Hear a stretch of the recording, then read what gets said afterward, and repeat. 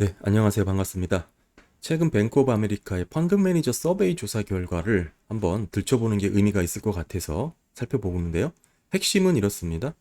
09년 이후, 위기 이후죠. 펀드 매니저들의 채권 비중이 최대치를 기록을 했습니다. 더불어서 은행 신용 경색이라든지 글로벌 경기 침체를 대비하는 모습이 나타났고요.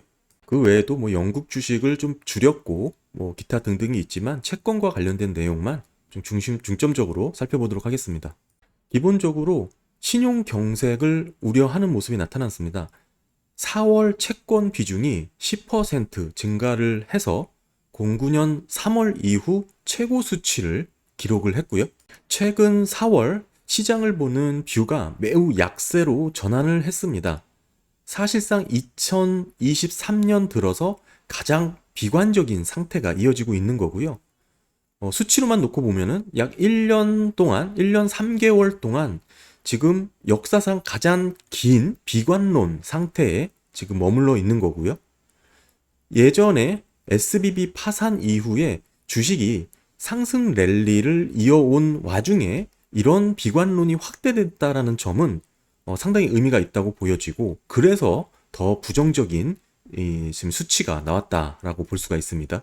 덧붙여서 지금 펀드 매니저 서베이 조사를 한 이래로 가장 긴 기간 동안의 비관론에 지금 머물러 있다라고도 지금 해석할 수가 있고요.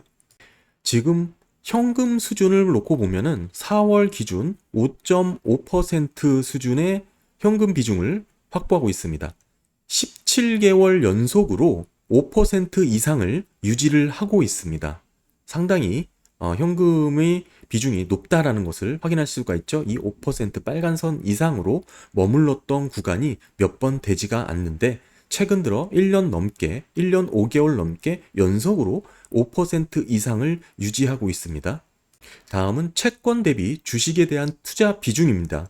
09년 금융위기 이후, 글로벌 위기 이후에 최저 수준까지 하락을 했습니다. 채권의 비중이 역대급으로 많다라는 뜻입니다.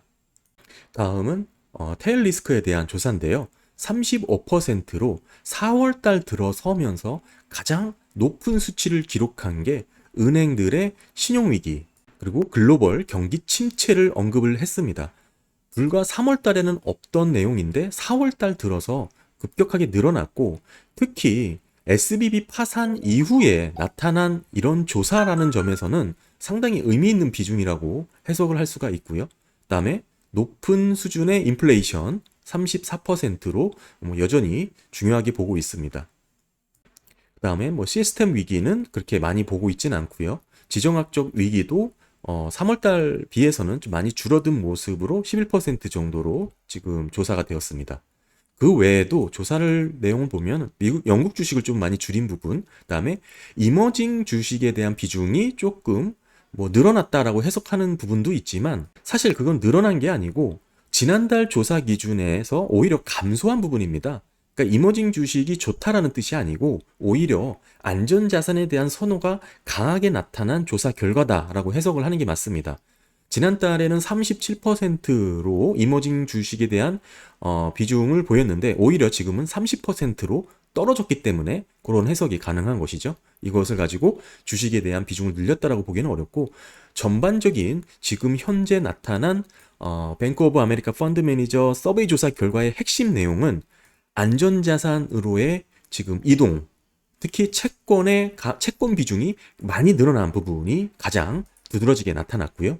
네, 영상을 정리를 해보면 역대급 금융위기 전에과 유사한 정도의 채권 비중이 늘어났습니다. 주식에서 채권으로 빠르게 지금 자금이 이동한 그런 내역을 보여주고 있고, 특히 지난 SBB 파산 이후에 주식시장에 반등이 나왔죠. 이후에도 채권 비중이 오히려 늘어났다라는 점은 상당히 매우 이례적이고 의미 있는 조사 결과다라고 해석을 할 수 있습니다.